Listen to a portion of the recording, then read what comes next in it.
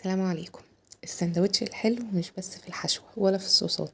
السندوتش الحقيقي يبدأ من العيش نفسه. النهاردة هنعمل مع بعض خبز السندوتشات الطري الهش اللي بيخلي أي أكلة عادية تتحول لأطعم سندوتش جايباه من أحسن مطعم. بصوا عملنا منه أحلى سندوتشات في البيت، والفيديو هتلاقوه على القناة. عيش بقى هش من بره وطري من جوه وريحته كمان تجنن، هتقلب البيت كله، وكل ده من غير ولا تعقيد ولا مكونات صعبة. يلا على طول نبدأ ونشوف عملناه ازاي. بس قبل ما نبدأ ما ننساش نعمل لايك للفيديو وشير لو عجب.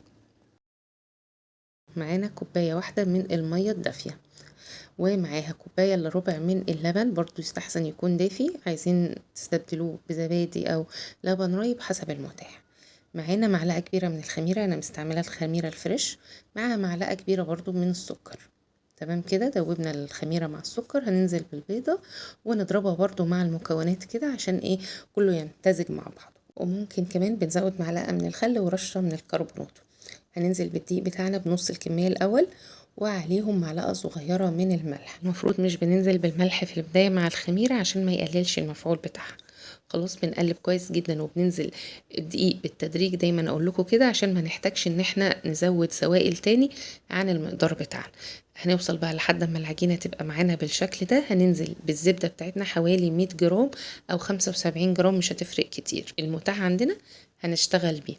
ونفضل نعجن كويس جدا حوالي 10 دقايق، والعجينة بتبقى فيها سنة تلزيق بسيطة خالص، بس بالايد اللي هي نظيفة ما فيهاش اي عجين، مش بتلزق. خلاص دي المرحلة التمام كده. عايزاها تكون طرية بتلزق حاجة بسيطة. هنغطيها ونسيبها تخمر من ساعة لساعة ونص حسب الجو بتاعنا. خلاص خمرت وبقت بالشكل الجميل ده، نبدأ بقى لمرحلة التشكيل. خلاص في اي مكان عندنا او اي مكان عندنا بنفرد فيه العجينه رشه زيت بسيطه جدا جدا جدا. ما تكتريش العجينه جميله مش بتلزق خالص، ومش عايزين نطري العجينه تاني زياده عن اللزوم. خلاص بناخد جزء جزء كده من العجينه على حسب طبعا الحجم، احنا عايزين سندوتشات كبيره، وهنعمل كمان اللي هي السندوتشات زي الكايزر كده او العيش البرجر معانا كمان. هنشكل الكمية كلها ونغطيها بالشكل ده عشان ترتاح معانا ونعرف نفردها كويس. بس اهم حاجة لازم نغطيها عشان ما تنشفش مننا ولا تعمل قشرة. خلاص هنشكل اول حاجة هي على زي شكل البرجر كده، بس هعملها اكنها طبقتين، يعني مش هنعمل اللي هي كلها جزء واحد ونقسمه بالسكينة، لا احنا هنعملها كده طبقة وطبقة ونشيلها من بعضها كده زي اول الفيديو. هتبقى بسيطة قوي وجميلة، وكانت خفيفة وجميلة قوي. عايزين تشكلوها كلها مرة واحدة، زي ما هي زي ما انا عملتها كده في اول الفيديو، بس هو ده التشكيل بتاعها. مش عايزين تعملوها بالطبقتين دي، خلاص. خلاص هنيجي بقى للتشكيل اللي بعد كده، اللي طبعا اللي نشكلها نحطها في الصينية تكون مدهونة دهنة زيت بسيطة. نعمل الفينو بقى بتاعنا او الخبز اللي على شكل العيش الفرنساوي بالشكل ده. بنفرد كده طويل عشان خاطر احنا عايزين الخبز بتاعنا يكون طويل، وبنلفه رول زي ما انتم شايفين كده، ونقفل كويس جدا الجزء اللي تحت، ونعمله بايدينا زي ما انتم شايفين كده عشان يدينا الشكل المتناسق والمناسب لشكل الخبز الفرنسي. خلاص وفي الصينيه بتاعتنا العاديه خالص، حتى لو الصينيه بتاعت العيش مش موجوده مفيش مشكله خالص، بتنفع برضو وبتبقى جميله. بناخد بقى العيش زي ما انتم شايفين بنفرده كده، اهم حاجه يكون بالطول عشان خاطر يطلع معانا الشكل اللي احنا عايزينه. وعلى الناحيه الناعمه هنلف العيش، الناحيه بتاعتنا اللي احنا بنلفها دي تكون هي اللي ناعمه، اللي هتظهر لنا على الوش تكون هي اللي ناعمه. خلاص كده العيش معانا، هنشكل كل الكميه، وطبعا اللي نشكله نغطيه عشان ما ينشفش مننا.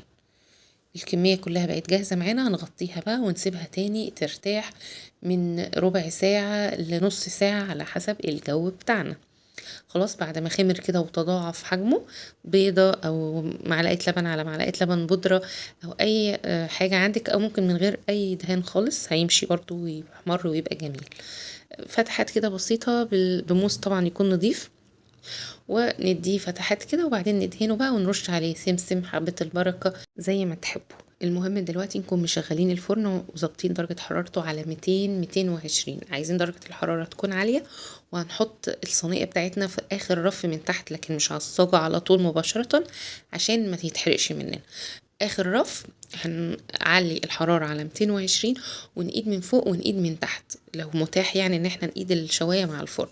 وبالظبط 10 دقايق ربع ساعة الخبز بتاعنا بيطلع مظبوط وجميل جدا. وممكن بالبخاخة بقى نديله بخاختين 3 كده بالمية وهو جوه الفرن، بيطلع طري وجميل جدا. جربوا الوصفة ان شاء الله هتعجبكم جدا، سهلة وبسيطة، ما فيهاش اي تعقيدات وعادية خالص. جربوها ان شاء الله هتعجبكم. او لو الفيديو عجبكم متنسوش تعملوا له لايك وشير، واشوفكم على خير يا رب، والسلام عليكم ورحمة الله.